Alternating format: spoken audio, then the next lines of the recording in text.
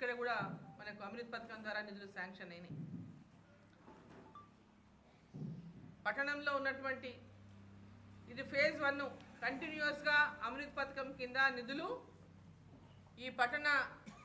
పూర్తి స్థాయిలో అభివృద్ధి చెందే వరకు కూడా ఒక ప్రణాళికబద్ధంగా అమృత్ కింద నిధులు కేంద్ర ప్రభుత్వం ద్వారా విడుదలైతే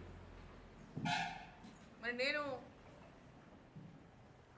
ఈ ప్రాంతపు ఎమ్మెల్యేలు అందరూ కాంగ్రెస్ పార్టీలో ఉన్నప్పటికీ కూడా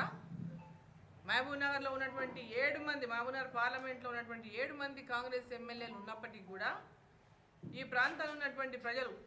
నరేంద్ర మోదీ గారు మళ్ళొకసారి ప్రధానమంత్రి కావాలని, 3వసారి ప్రధానమంత్రిగా వారే ఉండాలని,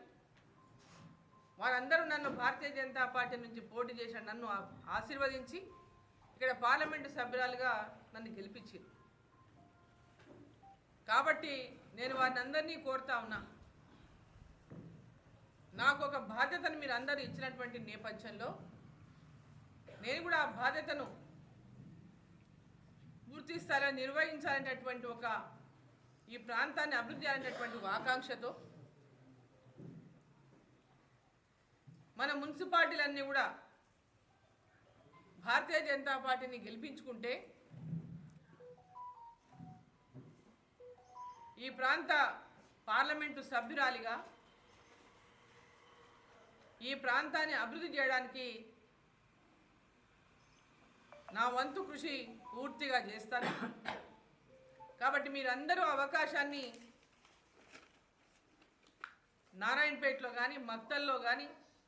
ఇటు కోస్గిలో కానీ, మద్దూరులో కానీ, అటు అమర్చింతలో కానీ, ఆత్మకూరులో కానీ, ఇటు కొడంగల్లో కానీ, అటు మహబూబ్నగర్లో కానీ, దేవరకద్రలో కానీ, భూత్పూర్లో కానీ, షాద్నగర్లో కానీ, కొత్తకోటలో కానీ, వనపర్తిలో కానీ, పెబ్బేల్లో కానీ, గద్వాల్లో కానీ, ఐదులో కానీ, అలంపూర్లో కానీ, వడ్డేపల్లి అంటే ఉమ్మడి జిల్లాలో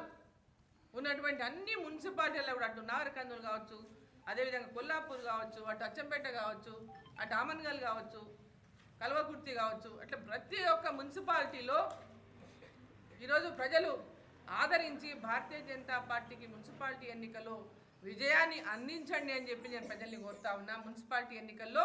ఉన్నటువంటి అందరూ కూడా ఓటర్స్ని ఈ మున్సిపాలిటీ ఎన్నికల్లో తమ ఓటు హక్కుని వినియోగించుకున్నటువంటి ప్రతి ఒక్క ఓటరు నేను విన్నపం చేస్తూ ఉన్నా. ప్రత్యేకంగా నారాయణపేటలో ఈరోజు నారాయణపేటలో